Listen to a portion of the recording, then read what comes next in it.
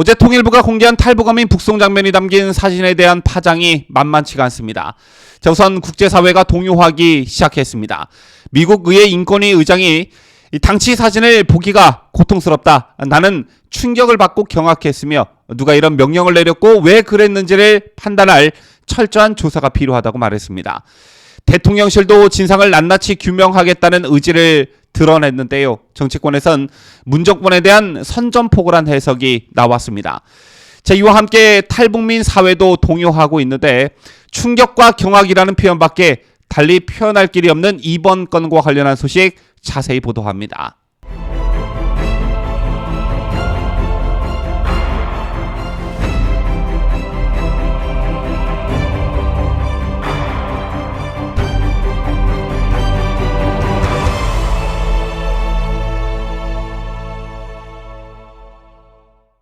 시청자 여러분 안녕하십니까? 뉴스데일리 베스트 민앵커입니다.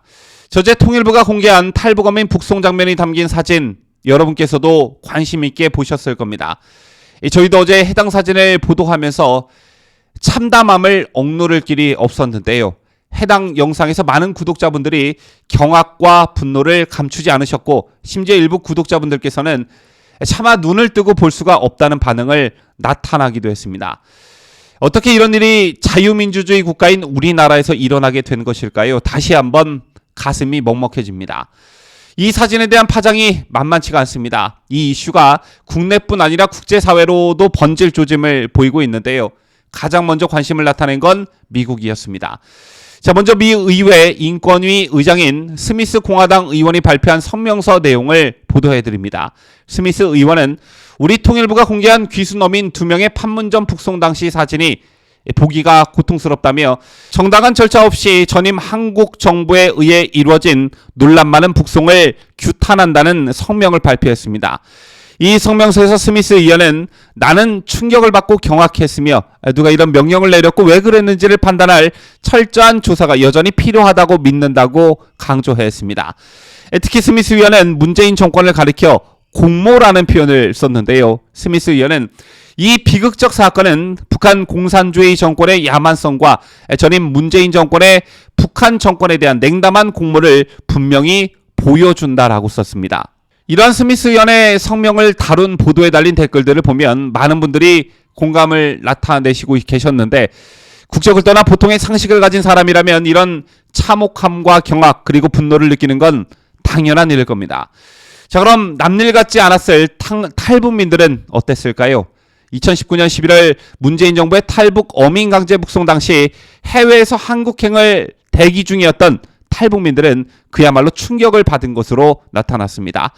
특히 북한 간부급 탈북민들은 한국에 가도 보호받지 못하고 북송되는 것 아니냐는 우려를 나타낸 것으로 전해졌는데요. 2019년 11월 한국행을 위해 태국에서 대기 중이었던 북한 간부 출신 A씨는 탈북어민 강제 북송 보도에 충격을 받았다. 며칠 밤을 잠을 못 잤는데 이러다 우리도 눈에 안대를 씌워 북한으로 다시 보내는 건 아닌지 걱정했다며 인천공항에 도착해서야 살았구나 생각했다 이렇게 말했습니다. 간부급 탈북민 B씨 또한 태국 이민국에 함께 있던 탈북민들이 저 사람들 북한 가면 무조건 죽는데 강제로 보내는 건 너무하다라는 얘기를 했다며 문재인 정권이 북한에 잘 보이기 위해 우리도 제물로 바치지 않았을까 우려했다고 전했습니다.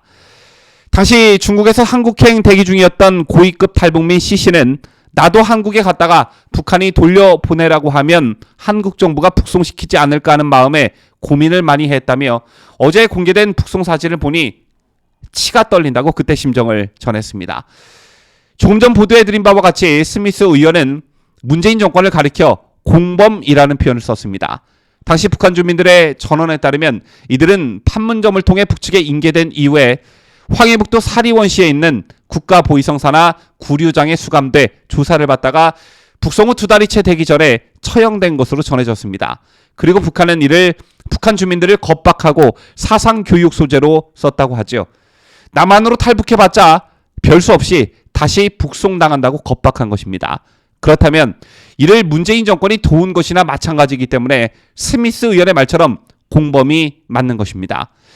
대통령실도 탈북어민 강제 북송과 관련해 진상을 낱낱이 규명하겠다는 의지를 드러냈습니다. 대통령실은 이번 사건을 반인륜 범죄로 규정했고 낱낱이 규명할 것이라는 의지를 드러냈는데 이를 놓고 문재인을 직접 겨냥한 게 아니냐는 정치적 해석이 나오고 있습니다. 자, 그러자 당황한 민주당, 이들 어민이 16명을 살해한 흉악범이라는 점만 주구장창 강조하면서 맞대응 여론전에 나서고 있는데요. 이런 이들의 반박도 설득력을 잃을 전망입니다. 그 이유는 과거 페스카마우 사건 때문인데요. 페스카마우 사건은 중국 조선족 선원들이 선상에서 우리 국민과 인도네시아인 등 10명을 살해한 사건으로 문재인이 변호해 감형을 이끌어냈습니다. 부산 변호사회 인권위원장이었던 문재인은 2심부터 해당 사건의 피고인인 조선족 선원들의 변호를 맡았습니다. 당시 부산 변호사회 인권위원장이었던 문재인은 2심부터 해당 사건의 피고인 조선족 선원들의 변호를 맡았는데요. 1996년 12월 부산지법 1심 판결에서 전원 사형 선고받았던 조선족 6명에 대한 판결은 대법원에서 바뀌었습니다. 대법원이 조선족 주동자 1명에게는 사형을, 나머지 5명에게는 무기징역을 선고한 것입니다. 재판 이후 문재인은 페스카마 15호 사건의 가해자들도 동포로서 따뜻하게 품어줘야 하고 지금도 그 생각에는 변함이 없다고 발언한 바 있습니다. 제처럼 살인을 저지른 조선족의 인권을 강조했던 문재인은 유사한 사건을 저지른 탈북민들에게는 그렇게 하지 않았습니다.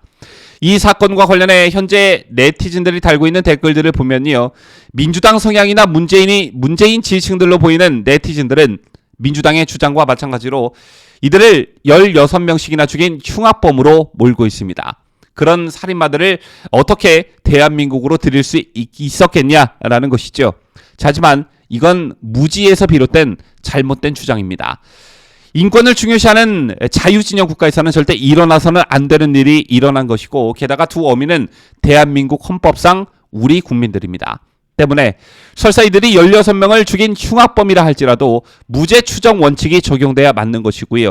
한 가지 더, UN 난민협약에도 어긋나는 행위입니다. 즉 인권적인 측면에서도, 법적인 측면에서도, 또 국제 규범적인 측면에서도 모든 것을 거스른 행위라는 것이죠. 그렇다면 이게 다냐? 한 가지가 더 있죠. 문재인 정권은 이 사건과 관련해 국민들을 철저히 속였습니다. 강제 북송된 북한 어민들이 잡힐 의향서로 정식 귀순 의사를 밝혔던 것으로 확인이 됐죠. 그럼에도 불구하고 문 정권은 이들에게 안대를 씌우고 포승줄에 묶어 북으로 넘겼습니다. 그리고는 당시 국가안보실장은 국회에서 귀순 의사가 전혀 없었다고 했습니다. 또 통일부 장관은 국회에서 북한 어부들이 죽더라도 돌아가겠다는 진술을 분명히 했다고 큰소리쳤습니다. 하지만 사진에서 나타났듯 이들 발언은 전혀 사실이 아닌 거짓말이었습니다. 자, 사실 그 전부터 뭔가 좀 수상했는데 문 정부는 당시 JSA 대장이 김용훈 청와대 국가안보실 1차장에게 보낸 문자 메시지가 언론사 카메라에 포착돼 알려지기 전까지 닷새간 사건을 쉬쉬했었죠. 즉 언론사 보도 사진이 아니었더라면 이 사건은 자칫 묻힐 수도 있었던 셈이었습니다. 아까 한 탈북민의 말이 머릿속에 박혀 잊혀지지가 않습니다. 문재인 정권이 북한에 잘 보이기 위해 우리도 제물로 바치지 않을까 우려했다. 지금까지 저는 자유대한민국을 소화하는 뉴스데일리 베스트 민앵커였습니다.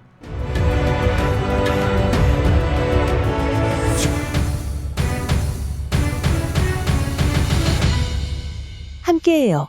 뉴스데일리 베스트.